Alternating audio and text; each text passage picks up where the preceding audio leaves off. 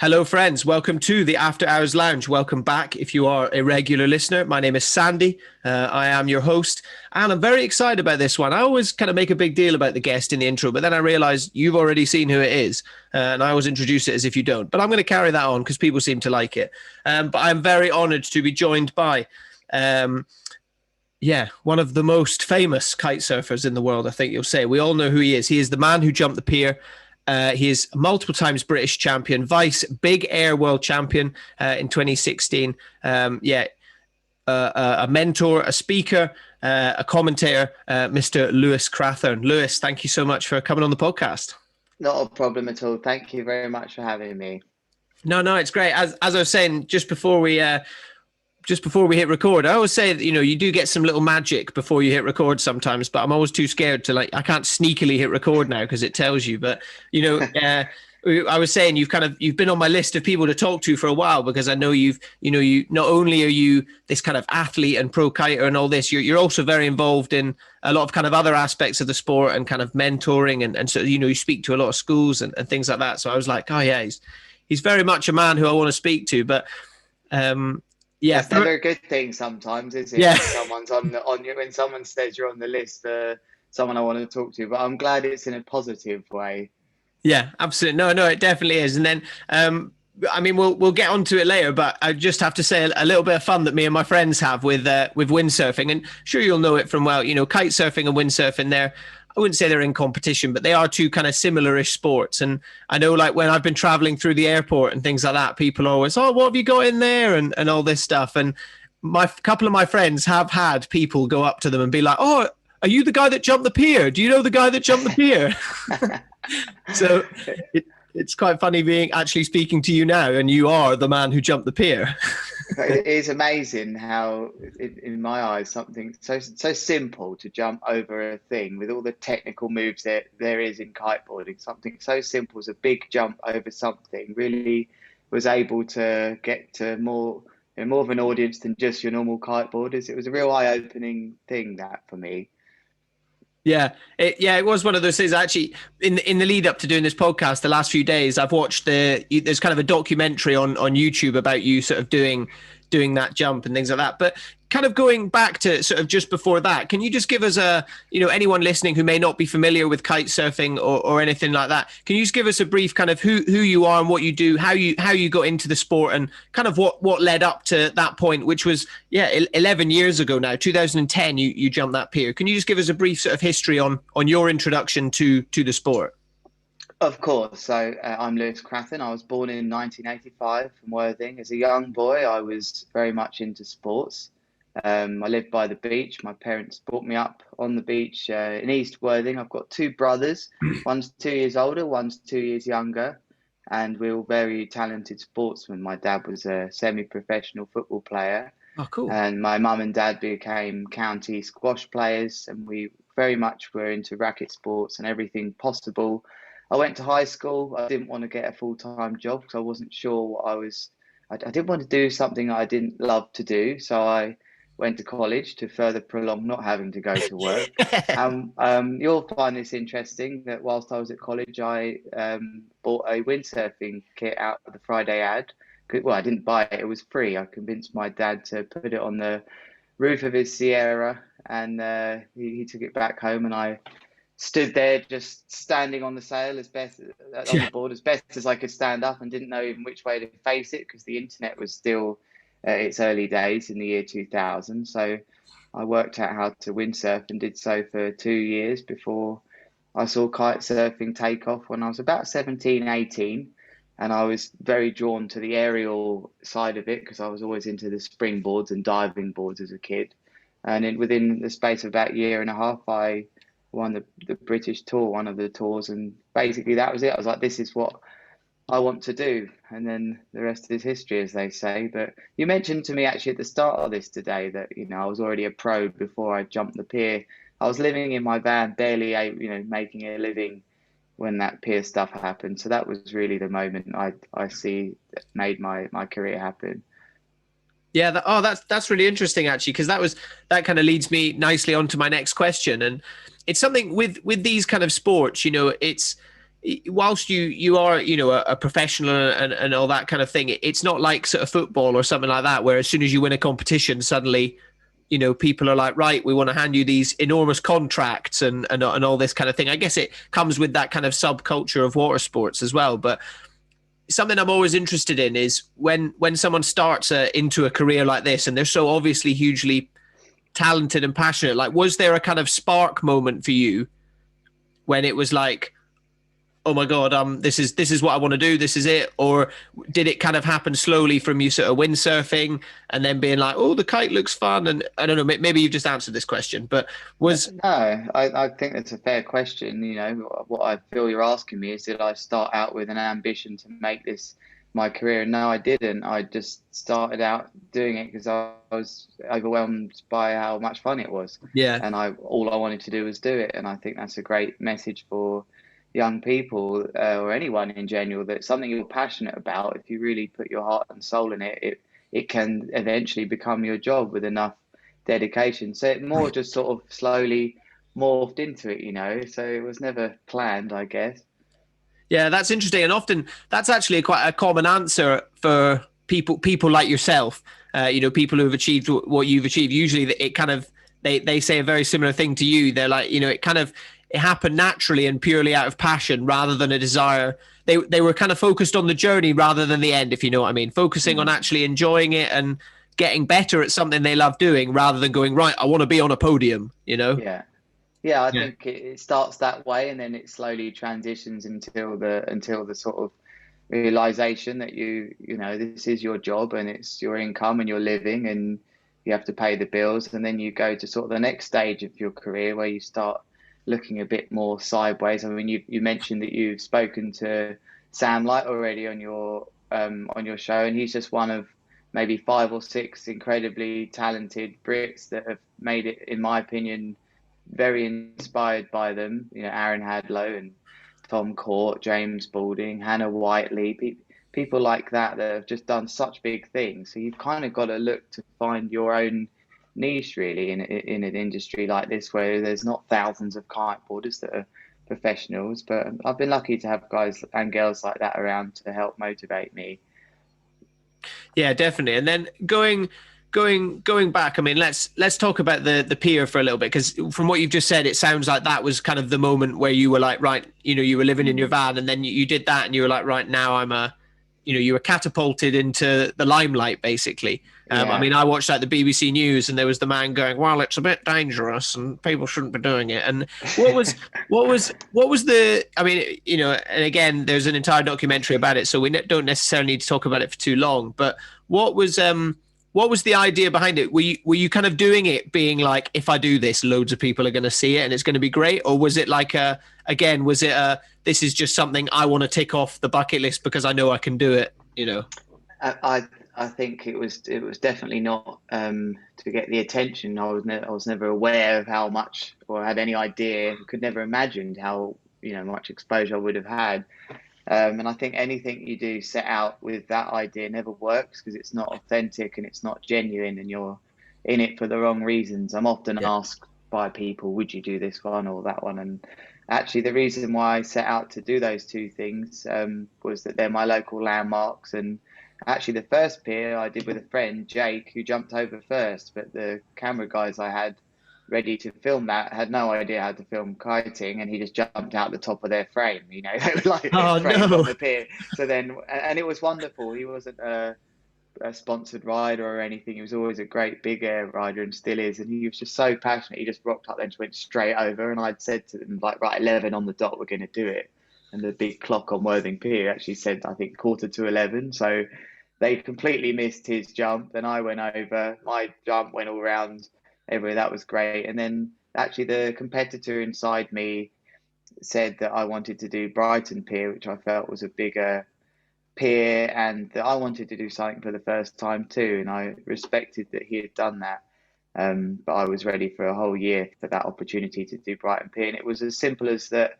I couldn't have lived my life if someone else had done that before me. I felt like I had the ability, and I wanted to grow older and know that I took that challenge on. So that was purely the reason behind it. Yeah, that's really interesting because it's like a competitive thing, but it's not necessarily competitive against anyone else, isn't it? It's competitive with yourself, and it's something I've talked about a lot on previous episodes. Is you tend to regret things that you don't do far more than the things that you do. If you know what I mean. 100%. And I think that everybody can relate to, actually, with all the things going on in life, with social media, the news, their phones, the digital age. That actually, when you're simply, pushing yourself at a challenge, actually, they're the best moments in life, and they're the ones that I crave the most. And from what I learned about myself doing those things, I never you never really know you're going to do something until you put yourself in that position. And that's what those things were all about. I put myself in the best position on the water, where then I could ask the question of myself, can I take this on? And I responded in a way that I didn't know I had it in me. It was a very big lesson I learned about myself. Yeah, and it's such an amazing thing as well because you learn that lesson at the start of your career. I'd imagine a lot of athletes and things they learn that lesson sort of halfway through or when they reach the kind of peak of their athletic career or perhaps even towards the kind of end of it when they're thinking about right this is going to be the kind of swan song, Mm. but you literally by the sounds of it learned it right at the start, just as it was getting going. Well, it's kind of strange. Like it was either, it could have been at the start, it could have been at the end. I didn't know at what point I was in my career. At the time of doing that, I was a 4 times British champion, and I was frustrated that I was barely making a living and hadn't, it wasn't working just doing the competition scene. And I'd actually stopped the year before. Sam Light was getting pretty hot, and I thought, right, he's going to beat me next year. I'm definitely not signed all my yearly contracts, and didn't even. I just turned up and started commentating at the event. So it really was a saving grace that I had this in the bag. That they were, what my sponsors at the time were happy that I gave myself an extra year, and it really helped me think, like, wow, there must be so many other ways that it's all about exposure, really, in some ways, being an athlete, no matter how you look at it. And this opened my eyes to other ways that I could engage people about kiteboarding. So it was almost the end in some ways, but then it was the start at the same time too. You're right. I think yeah, that's a really interesting way of looking at it. And I've always thought with it's difficult with sports like kite surfing, windsurfing, even surfing as well, and things where it's not necessarily kind of like a scoreboard. You can't really score a point. I mean, you can do a certain move, and people have come up with a system and things like that. So almost these sports kind of they're more informed to do things like that. Like I can't think of the word now, but like huge like experimental like right we're going to go and do this strike mission somewhere and make a video of it or we're going to go like jumping a pier. It couldn't be any more perfect to describe it. Really, it's the perfect kind of stunt almost to do. Yeah, I yeah. feel like yeah. Our sports are so random, like they're so. You need the weather. You need all these elements that you can't just go out and do every day. So I think extreme sports are. It just shapes who you are as a person, and you're so ready to go and do anything because it's the right time to do it. And that's what the magic about certainly kiteboarding is to me in sports like this. Yeah. And then in the kind of documentary when you came in after you jumped the pier, you looked kind of very relaxed and you were like, "Oh yeah, I'm gonna quite chilled." And you said, you kind of you were getting a lot of attention and you almost wanted to kind of go back in. I mean, what was the following kind of week or two like after? I mean, was it immediately like kind of every brand phoning and going, right, yeah, we want to sponsor you and we want the video? And because that was even 2010 was kind of still sort of almost pre-social media, wasn't it? It wasn't like you put it on Mm, Instagram and went viral. yeah. What was that kind of? You said that was almost, I guess, a catalyst moment. What was that period like? Was it a real transition? Well, you mentioned that I came in quite chilled and relaxed. If you watch that whole documentary, most of the documentary, I am pretty chilled and relaxed, to be honest with you. And a lot of the years at that time, I was very chilled and relaxed. But the way things were at that point, I hadn't really, got off the water, and it was pretty relaxed. But I didn't know that the next minute my phone would go berserk for 2 weeks. It was the most incredible experience, and I'm so happy that it was at a time where social media wasn't a big thing, and I wasn't. I only joined social media in 20 about 2013 or 2014, We'll talk about that in a bit, about my thoughts and feelings towards social media, but there was none of that around, and it was very genuine, and it was just, people, when newspapers were ringing and shows were ringing, and I was on Russell Howard's Good News, and I was on ITV News, and it was just Wow. it was so incredible. It was hard to explain, like, to have that much limelight. It was really a wonderful experience that I'll never forget. And the phone went off, and I was like, who's it going to be this time? And it would be Yeah. some newspaper in Germany or Australia or something. It was crazy. It was really special.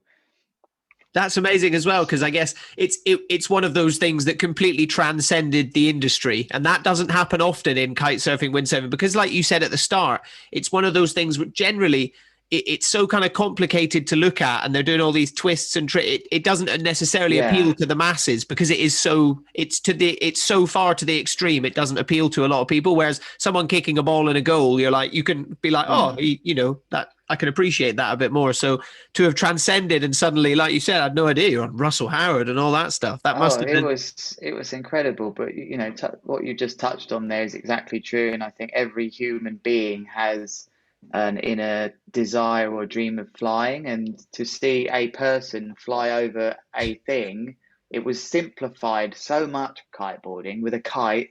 To see that, they got it. They were like, that's kiting, and ironically, kiteboarding had been going through a very tough time to be understood, with its so much focus was on the freestyle, wake style side of it, from which kiting started in the early days as all big air, and it went completely the other way. And then after those jumps, I'm not saying it was those jumps at all, but there has been a very big resurgence in big air now, and it's arguably one of the biggest disciplines in kiteboarding now. What with the King of the Air and the Red Bull Megaloop getting such investment and backing, and the numbers are just incredible viewing. So it's been amazing that at that time I turned to what my love, which was big air, and it came back tenfold, and I'm still involved in it now. So hmm.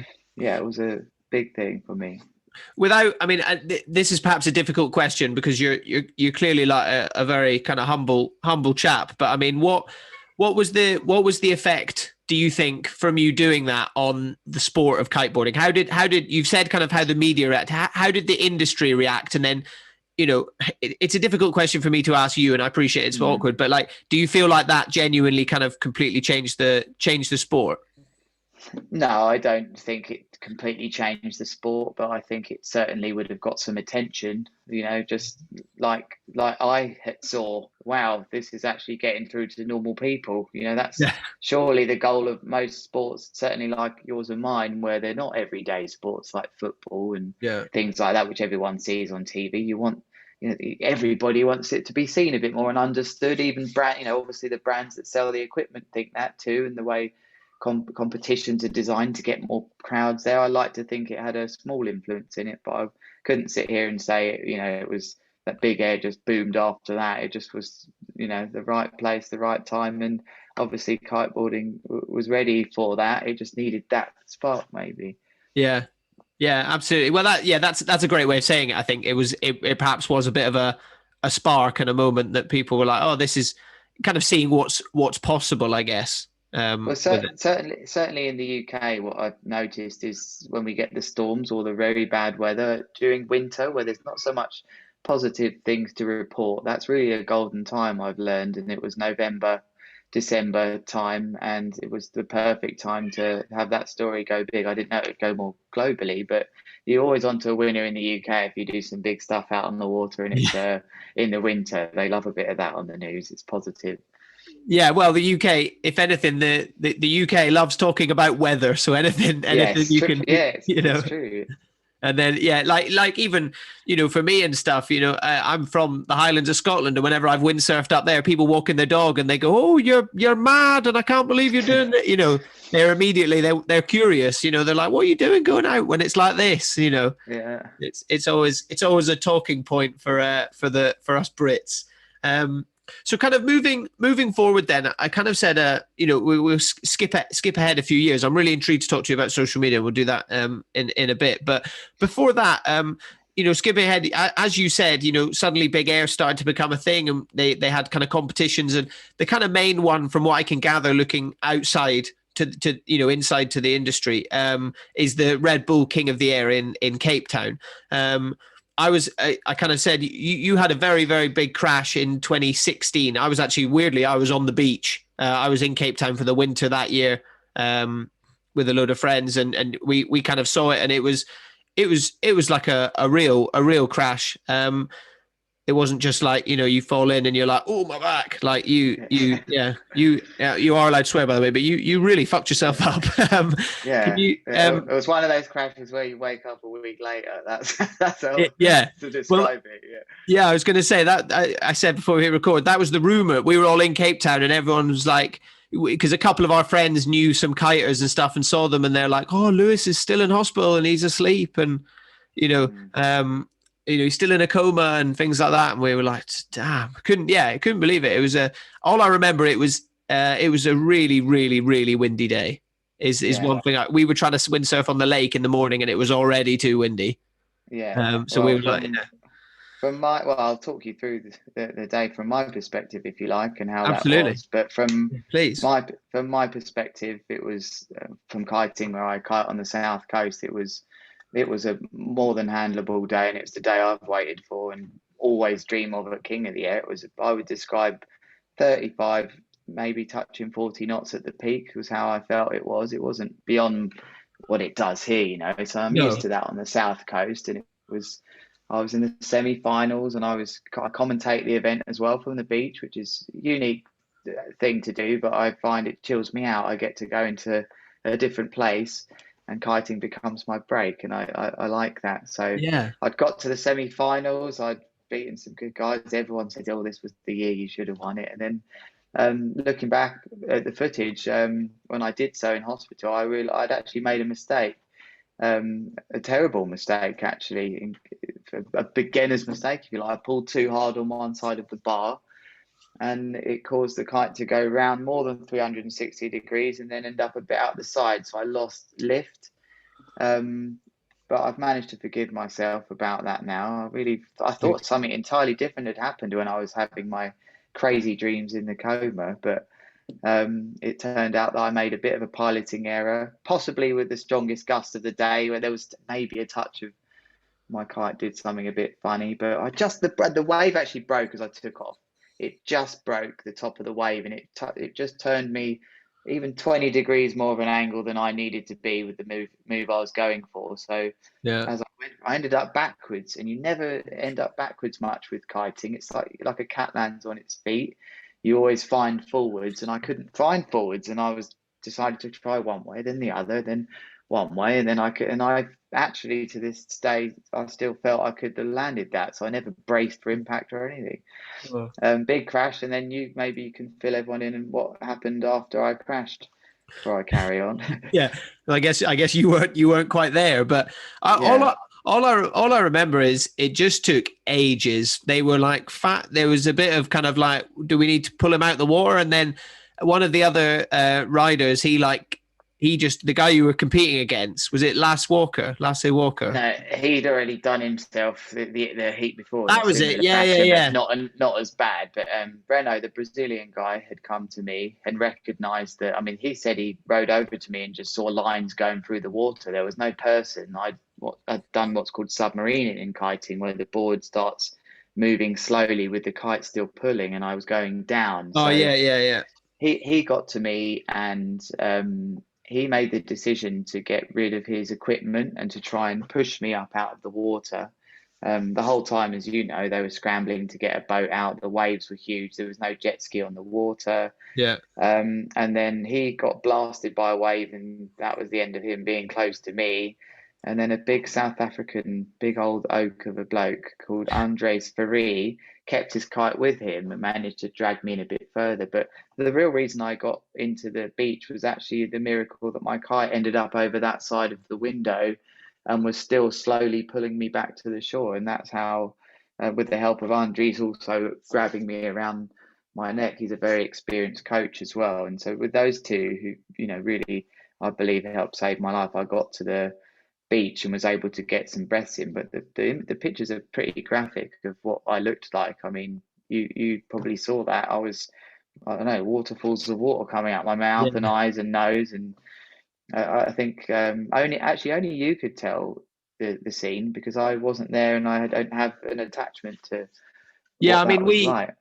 as I said, by on the day, by that point, it was like hundreds of people, and we didn't get a look in. We were kind of on the grass a bit further up. But I remember watching, is it Chapter One, the kite surf movie? Great, a Yeah, great film. There's a section in that about it, and there's a someone was filming one point, and as like you said, it's literally just it's like you were basically drowning, and yeah, yeah, water I falls had of water. drowned. Yeah, there was barely much, going on for breathing wise, and then the pictures are very graphic, and it's just hot that I look at them and don't even feel like I'm looking at me. It's very Yeah, strange, because I very briefly woke up actually complaining in the life saving tent to my partner, who's funny enough, well, not funny enough, she's South African, and I met her at the King of the Air event a year before. yeah, She was doing the catering, and she's now immigrated here and lives with me in Worthing. So, but a year on from meeting her there and doing a long distance relationship,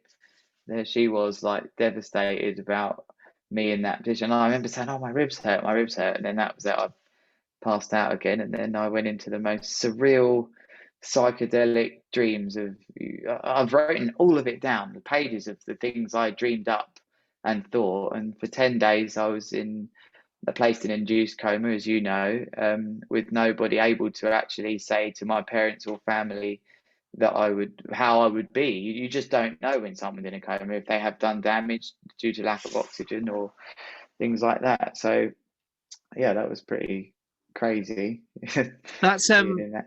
that's mental that you were dreaming while you were in the coma and you wrote it all Oh, down. all the sounds of the King of the Air event were still so fresh in my head, and Yeah. how I was doing, and the noises, and it was, I thought I'd invented a new move. I thought I'd invented a double mega loop, and what I thought had happened to me was ridiculous. I thought I'd invented a new move. You know, Kate, Big Babe very well. Yeah. I thought I'd jumped and landed in Calmers. I thought I'd jumped on the Big Bay Beach, landed the other side of the rocks in Right. Calmers, Yeah. and I thought I'd landed at the same time all the other competitors in my heat had landed, and I had got stuck under their boards that were all locked together, and that's why I had drowned. That's what I woke up convinced that had happened, and I also woke up thinking it was the same day. So I was like, oh, have I done good? Like that was very strange waking up with my dad, and my mum and dad who'd recently visited Cape Town, but had then gone home and then had to fly back out. And that was the moment I looked at my dad's eyes. I knew that something was serious. I couldn't talk much because I had a tracheotomy. Right. I had the thing in me, but it was like it's it's hard to explain that moment. It was like being a 2 or 3 year old again and looking at your father's eyes or your parents' eyes and knowing that something was serious, but I felt that it was okay, like it really brought me back to some very early feelings as a young, very almost a baby, seeing your parents there, a situation like that. But from then on, it was incredible. It was all positive, really. Yeah. I mean, it's yeah. I'm always fascinated, because I guess because as you said, you were kind of put in a coma rather than like being in one yourself. Mm. Maybe that might. And I'm a complete dumbass, so anyone listening can maybe speak a bit further to this. But perhaps like because you were induced in a coma, maybe part of your brain was still kind of working, even though you were Mm. technically asleep. So you're still dreaming, and there's still things going Yeah. on. And I guess you were probably in a huge amount of shock as well from the impact and the crash. But because you were knocked out, that maybe there was something going on there, and that's why it was also so vivid and things. But that's amazing that you still kind of you remembered it long enough to go right. Yeah. I'm gonna jot this down. That'll make a great memoir one day. Oh, they were too good to let go. But the period of time that I woke up and I had people always talk about when I wouldn't say nearly lost their life, but I guess I wasn't far away. What with the amount of, my oxygen, my lungs were over 70% full of water, and the X-rays Whoa. show a lot of water in there. So I think that amount of salt water and the effect it has on your body, and your body ends up doing yourself in trying to actually recover from that. So even when I was brought out of it or was sort of coming to, I remember quite a few nights and days of extreme pain and feeling like I understand when people talk about fighting for your life. I felt like, but I loved it. The challenge of it was like, it was right up my street to have that feeling of like, no, I can't, I lost the plot a bit in there, you really feel bad, and you like, and you're looking at your breathing, and you can't breathe very well because the machine's doing it for you, and you could easily panic and mess it up. I had so many lovely messages from all around the world, all up on the wall, stuck there, that was definitely what got me through those hard Yeah. times. Yeah, that's one of the amazing things, I suppose, because with these kind of extreme sports and things like that, because it is a slightly smaller sport and things, when something like that does happen, I guess it's kind of similar, but the opposite of when you jump the pier and everyone went mental. It's like the same thing, but because of a negative event I rather was, than a I was, positive one. I was about to say to you, it was like the pier all over again. And you know how it is with news. There's no bad story, so it wasn't even like it was a negative. It was like, oh my God, this. I was like, wow, what a result! I've got the exposure loss of doing a pier all over again, and I didn't even land this one.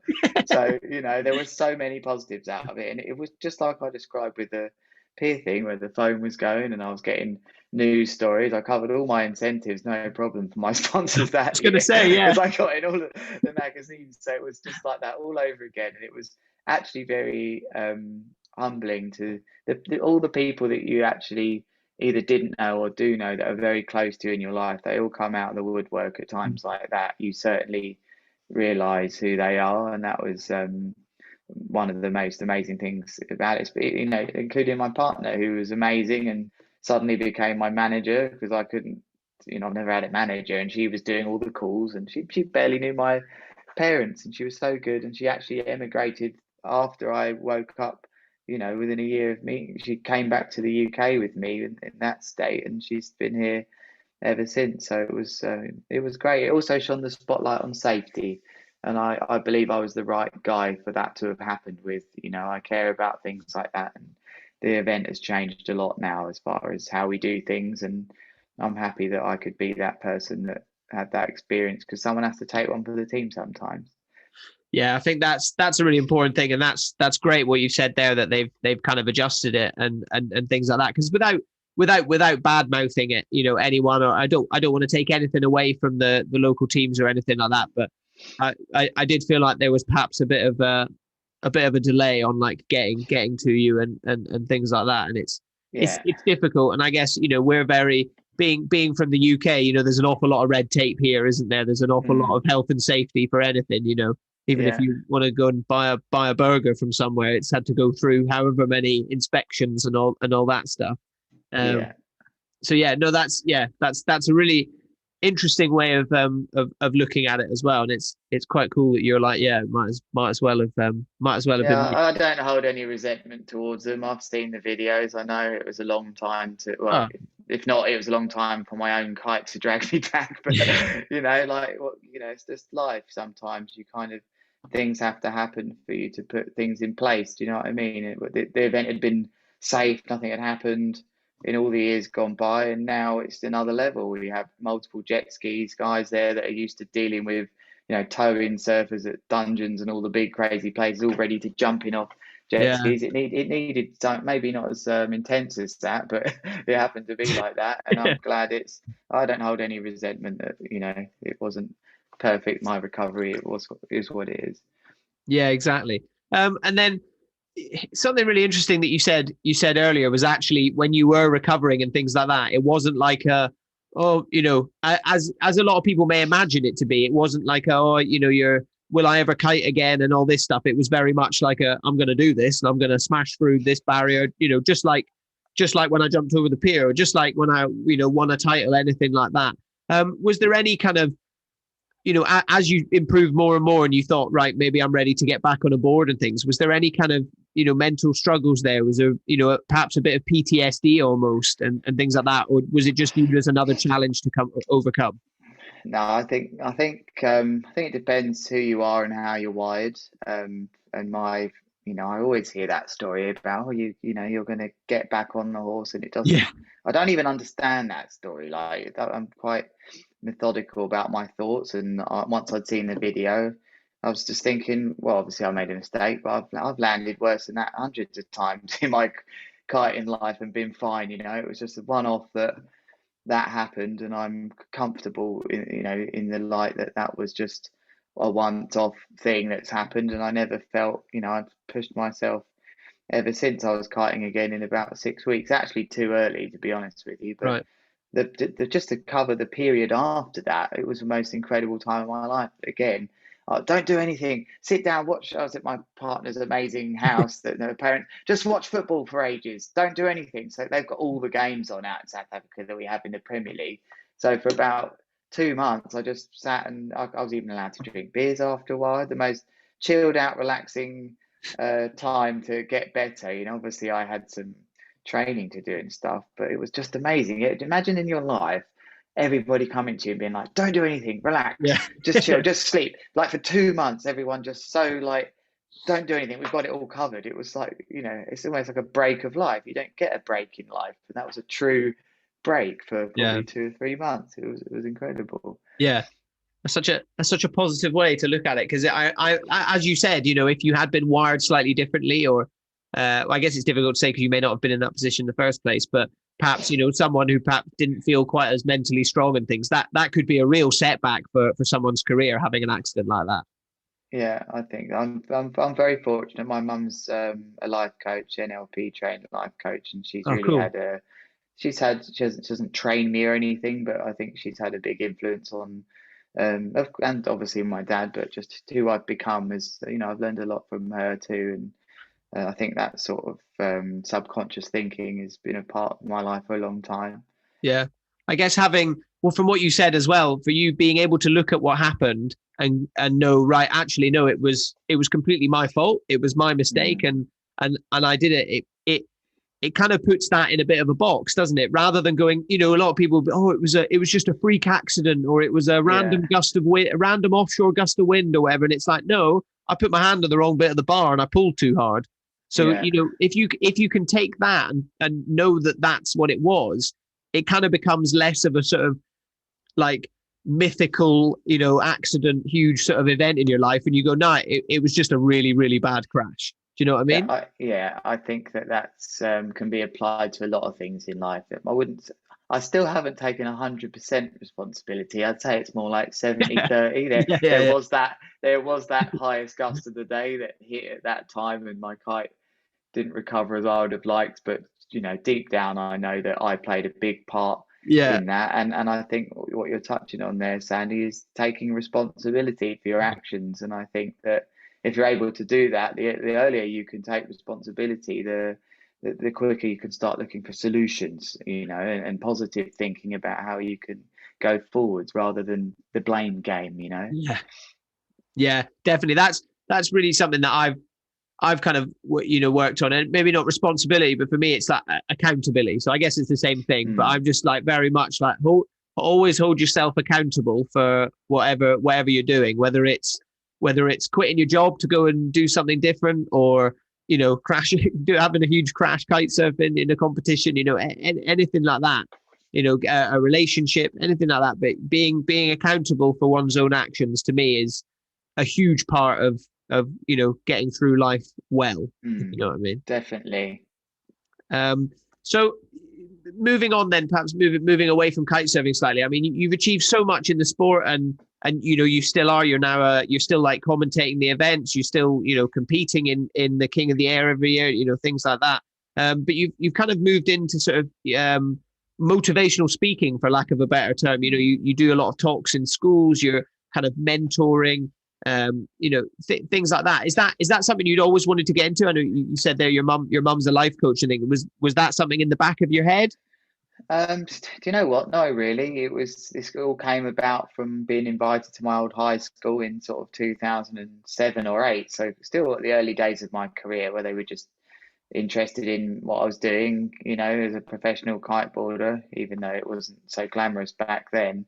And I went in and spoke, and I actually felt like I enjoyed it, and that kiting was quite an exciting subject, and it sort of led on from there, where I've learned that kite surfing is such an incredible tool that you can engage young people with, or not just young people, everybody, but young people especially, because I remember how it was when visitors came into school, and they're very judgmental of you in schools, and definitely high schools, but kiting just Yeah. powers through all of it. And like you said at the start, the peer thing is so exciting. They know all about that, and that's my ace of spades. If I'm not getting much Yeah. attention, I whip that video, and then I've got the respects.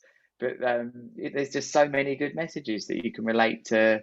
You know, schools are often doing terms on the wind, the weather, the beach, the Olympics, how to stay healthy. Things like that are just so easy to relate kiteboarding to. You know, sustainability, thinking Yeah. eco. The kites are just, there's such an eco sport we do. I've learned that it's very easy to sort of tailor my talks and chats and assemblies to whatever it is they're doing. And it's really been amazing for me. It's helped me get some great partnerships with people like the Rampion offshore wind energy farm that we have here in Worthing, and that's just led to partnering up with a major corporation actually called the Global Wind Energy Council, which I'm the ambassador for what we're doing and working with young people. So it started as a sort of, you know, taking a risk, I guess, which is an important message for everybody. I wasn't totally positive about my old teacher being like, you know, I loved school and stuff. Is like, you know, when he said you want to come in and chat to the whole school, you know, I was like, well, why do I want to do that? You know, but I said yes to it, and I took that challenge on and that Yeah. risk. It was a risk. It could have gone horrendously bad, and I'd be laughed out of school. But Yeah. it went all right, and I really owe what I'm doing now down to that start of that, you know, that chain which I said yes to. So it's developed really nicely, and it's something I'm really passionate about. And I think that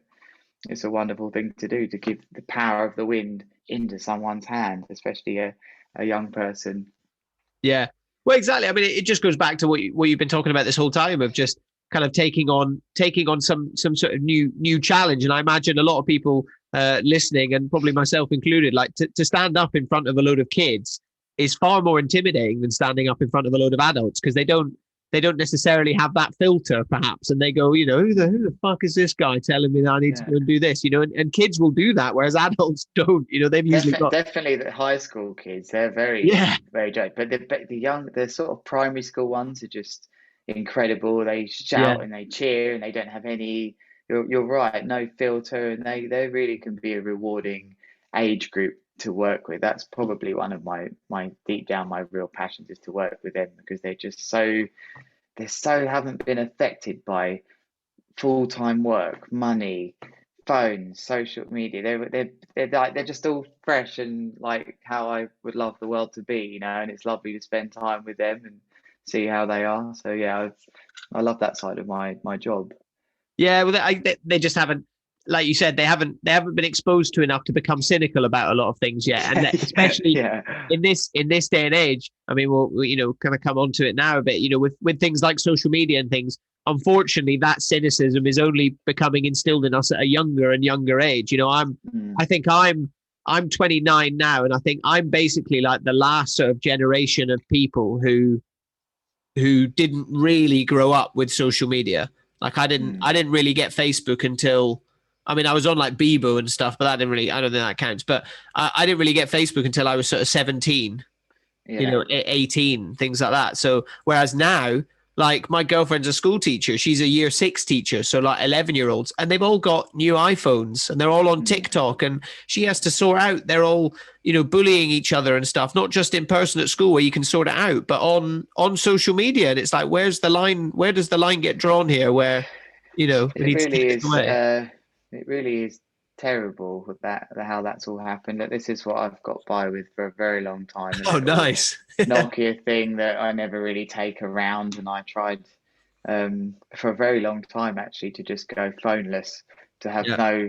nothing on me. You know, like I like not being Reachable. hassled, or Yeah. yeah, like, and I think that's, you know, if you can do that in a job, you know, I respect some people need to be speaking to clients or whatnot, but I don't like to be. It's distracted. They're distracting, but they started off so um, with the right reasons. The internet, I really believe, was designed for the right reasons. It was designed to have people connect with each other, and we saw a bit of that over COVID. It came back a little bit Yeah. about to that, but it's drifted off unbelievably far away from its purpose of connecting people, to providing a platform now where people can, like you said, bully and do horrible things, and just the way that the adverts are designed now, it's really, what chance, it's hard enough as an adult to get the healthy balance right. What chance have you got as a young child in year 6 with a phone that's too smart for you, targeting you, knowing it's too tempting. So my thoughts are to just not have the temptation if possible, but it's a hard thing to do when you have a partner and they want to be in contact with you. And I'm expecting a child in October for the first time, and Oh, congrats. thank you. I feel like I've found the way around it, which is to get the watch, just to don't have the phone and just have Yeah. the watch, and it's not too distracting. So I'm experimenting with that at the moment. But just going back to what you said about young people and phones and social media, it's a really tough thing for me, and actually probably the hardest part of my job is that I am expected to manage my social media, and part of my job is to use the exposure and the channels I have down that way. But it's definitely an ongoing battle for me to manage how I feel about it, and how much I'm expected to do on it. And I think there'll be a lot of data and things come out in the near future about the effects on people that overusing these platforms will have. Yeah, absolutely. I think that the data's already there and things. I think it's one of those things I think as humans, like especially in this, this day and age, but even when I was younger and things, it's something I've been thinking about a lot. Like, I think we need those moments of like stillness. We need to be bored sometimes, because it makes Yeah, us be like, let's go and do something. Whether it's actually, yeah, maybe I will, one of those kids who's bored. Maybe I will go to this kite surf lesson on Saturday, or like I've recently in the last couple of months I've started doing Brazilian jiu-jitsu again, and I'm like completely obsessed with it, and I'm doing private lessons every day, and I'm like, and one of the things I think I love about it is that there is no opportunity at all for me to check my phone. yeah, You know? totally. Yeah. I mean, we're lucky with the sports that we're passionate about, that they already are times where, obviously you can take a watch out with you, but you generally usually associate those sports with time away from everything, not just social media, but just away from, all the hassles of life. Now, my other passion, which is very big passion, and you've got jujitsu, I love playing golf. So I play golf Yeah. a lot, and I find that it's 4 hours of complete time without anything going on. And I think you have to find those things in life to for your own health and well-being, to be honest. Do you take would you take your phone out on the golf course with you or anything, or do you just take the little Never, Nokia? never, No. never take any phone out with me on the golf course, and it really winds me up when people are interacting. If I see someone interacting with their phone on the first tee box, I know I've beat them straight away. I know they're just too. They're not in the game. Yeah. I find it very rude for people to have a phone going off. But in general, I actually find it very rude at dinner now. It's just become a normal thing that people can pull a phone out, and I just can't get my head around how that's okay for someone to just almost turn off. You can see someone just turn off, and it's something I struggle with. Like, I guess I look at my age, I'm 36, and I do remember a long part of my life without phones and internet and Facebook. And I'm so glad I witnessed them times. Yeah. So happy I got to have half my life almost with, and half with. That's becoming more actually with now as I get older. But up to 15, there was none of that, and it was incredible. I really am glad I got to see that. Because some kids will never get to see that now. Yeah, that's the really terrifying thing, is like what kind of adults is it going to breed, having being born with it, and literally, from the age of 9, 10 years old, you've got your own one of these, that, as you said, that's a really great thing you said, actually, is it's literally smarter than you. you Yeah, know it knows, I'm no saint. I go on an iPad and we'll go on my Instagram. I'll scroll through stuff. I don't want to, I didn't pick up the iPad to do that. It's crazy how this stuff has been designed that you can't stop, it's really, it's unbelievable. A big passion of mine is to maybe get some, really awareness towards this sort of stuff. I just don't like how it just sort of just carries on like it's normal and whatnot. I went to watch an England game the other day in a pub. I couldn't order a beer because I didn't have a phone. I had a right old argument with the Oh bloke yeah. because I didn't have the app, and I managed it. It was illegal what they were doing. You know, I was able to eventually use a credit card or a debit card and pay at the bar, but they were not happy. And I was like, you're persecuting me here, like as if you have to have a phone. What does an old person do? They Yeah. don't have a phone. They want to do how it was unbelievable. I couldn't believe what was happening. Yeah, So yeah, especially if they've been closed for this long. It's like I literally want to give you money. Like yeah, I want to and give I you. get it. They wanted me to use the app so that it was, totally COVID sort of, fun and all that. But I was like, come on, like there are people like me. They're like, why don't you use one of your friend's phone at the table? And they love that, my friends, because I'm obviously the wind up that doesn't have the phone. I was like, look, they haven't given me permission. I just stopped it right there. Like, they won't give me permission. Like, I Yeah. didn't have to use their phone and put all my credit card details into their phone. But that's a whole nother podcast. I could talk for ages about that. No, no, yeah, it is something, and it's something actually I've found accidentally every time. The last sort of 4 or 5 guests, every time we've spoken about social media and just the devastating effect it's just going to have on people's mental health and how Yeah, I mean, you have to, as an athlete with responsibilities and stuff, I think I'd like to add that there are positives too, absolutely, and you can inspire people, and that's where I would, when I am spending time on those platforms, which I'm yeah. expected to as a professional athlete, they're the sort of things I want to be doing, and not just. But I don't really post many stories and things like that. That's a bit too fast paced for me, but maybe that's my age coming through. No, but I mean, there's certain athletes in other sports that's almost become their brand. You look at like John Mm, Florence and things, and he doesn't share anything, and that's become.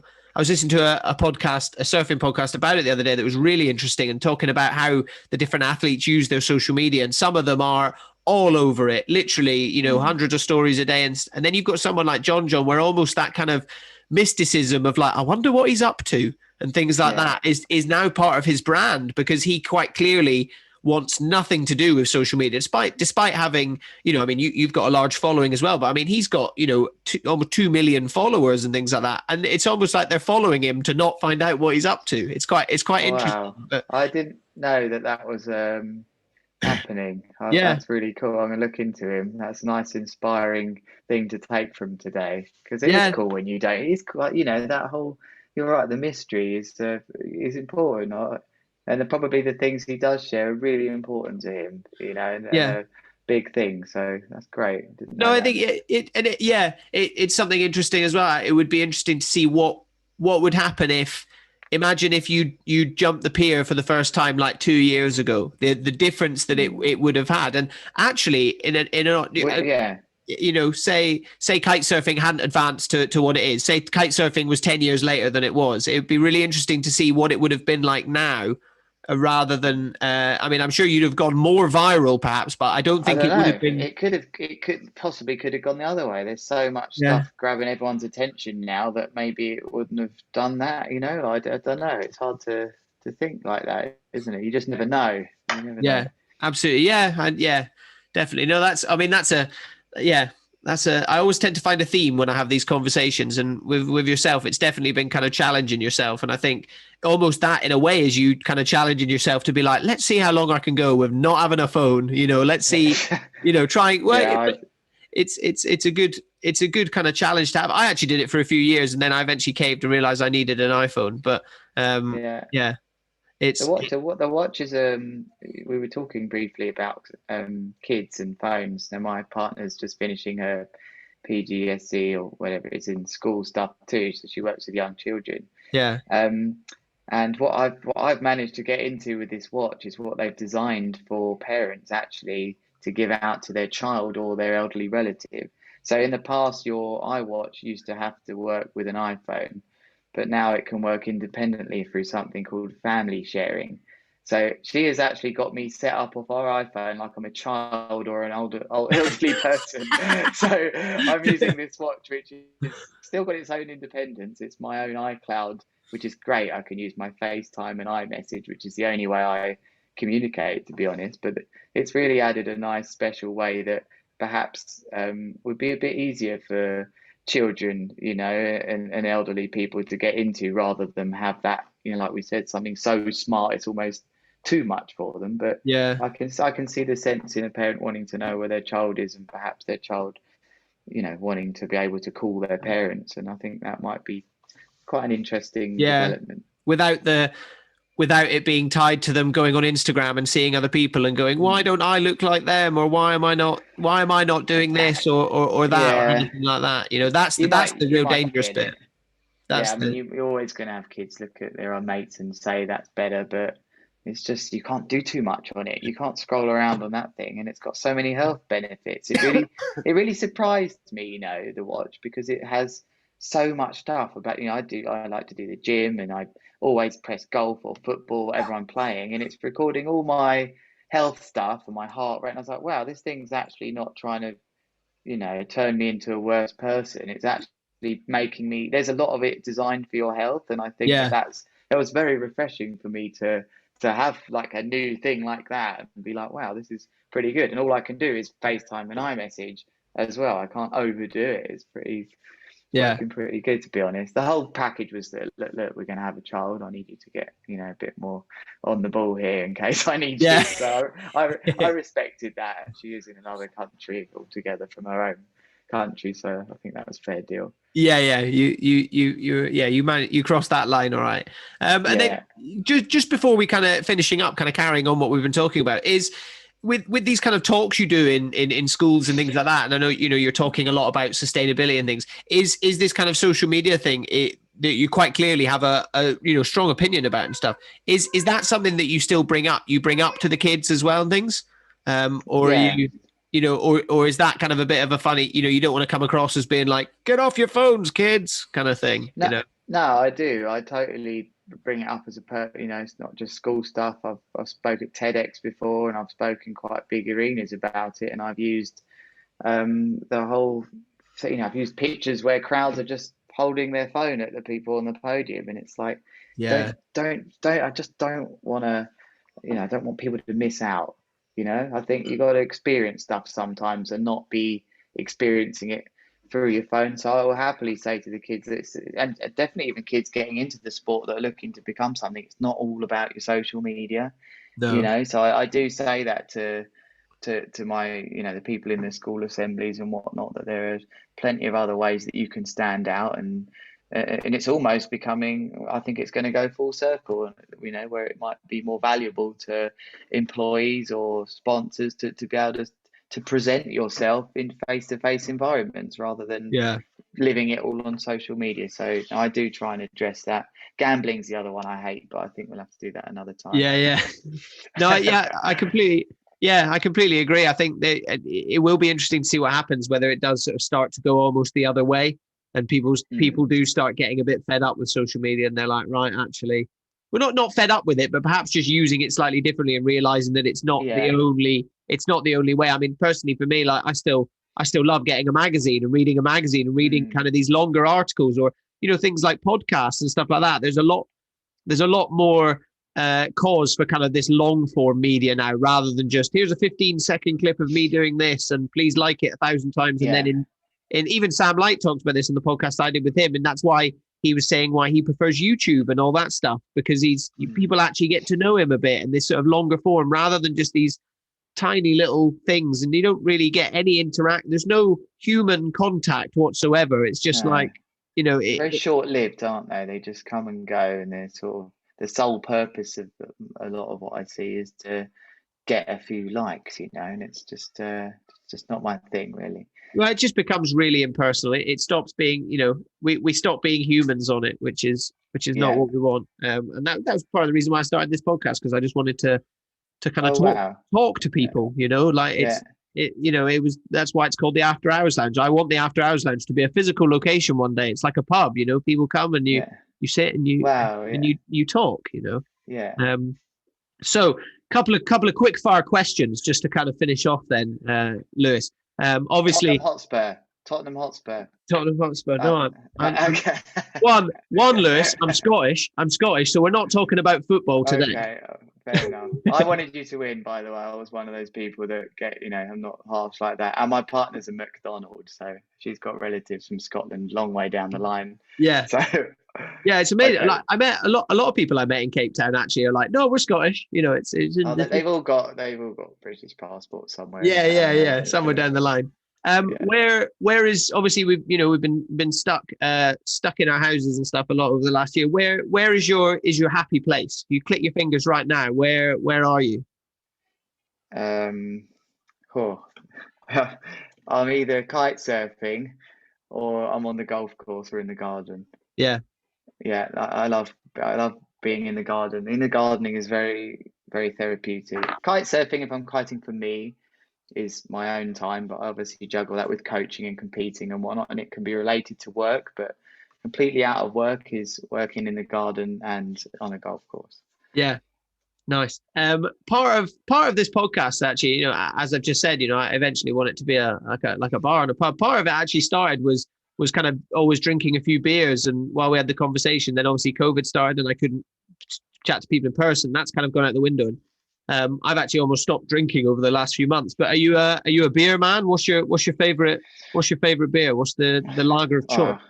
Oh. uh, it has to be 5%. I've got a thing about that. Should be minimum 5%. That's Oh, not to really? indicate. That's not to indicate I'm a massive caner because I don't drink. I go through stages where if I want to get fit, I'll do 2 or 3 months off the beers. And I don't drink loads anyway. But a nice beer, I do like a BrewDog beer.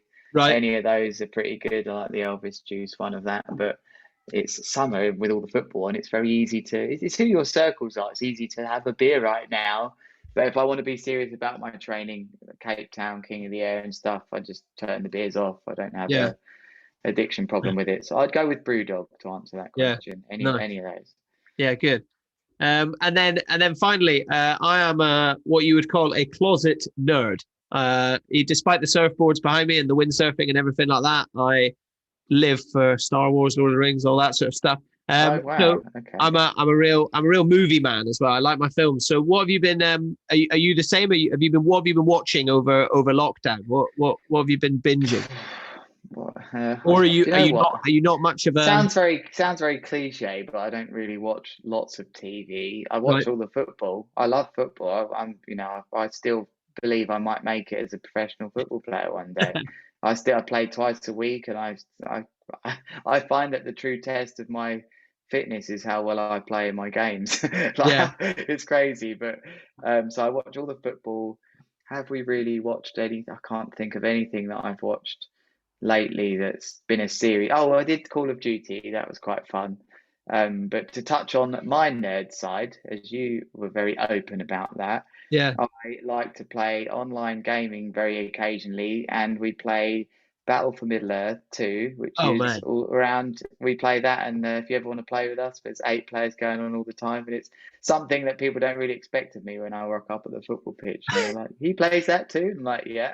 I was Yeah. trained in that. A housemate trained me when at my times where I stayed. That's my little nerdy side, I guess. Battle for Middle Earth 2. That's the one. Yeah, that's not the War of the Ring one. That's the other one, isn't it? That's yeah. Yes, it's Lord of the Rings. It's all the characters you know very well. Yeah. Actually, yeah, we now No. play Rise of the Witch King. We've moved on to the next edition. Oh, sick. But they're still very old games. We're talking Yeah. games that are like 10, 15 years old or something. I don't know. Yeah, I played them. Yeah. I played them I remember like I have these weird memories of like the first time I ever really drank beer was like I was around my mate, still one of my best friends now, Cameron, and I was at his house and we were like, we'll just have a couple of beers and play like that and Rome Total War and stuff. And we ended, yeah, you sit at his computer all night. So yeah, I've got some very fond memories of that game.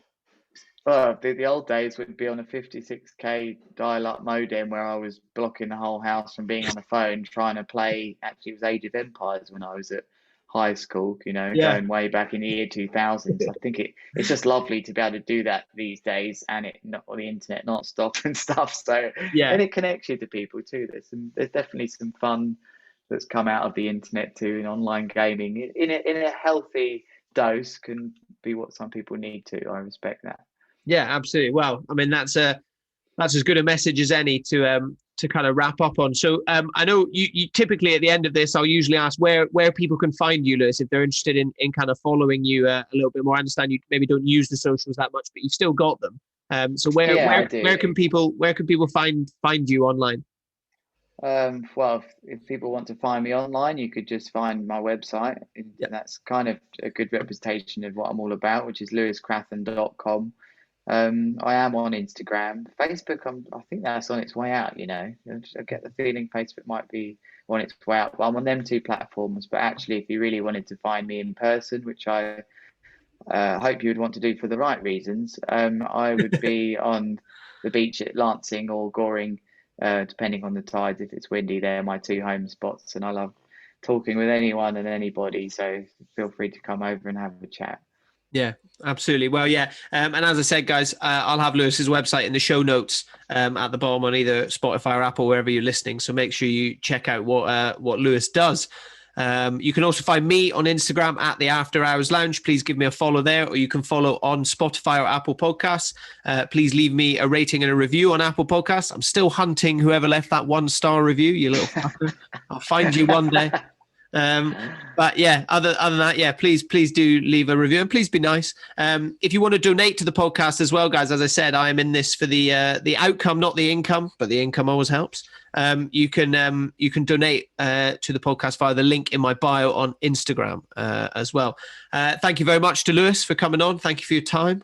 Thank you very much to you guys for listening. Hope you've enjoyed. And we will see you for the next one. Bye.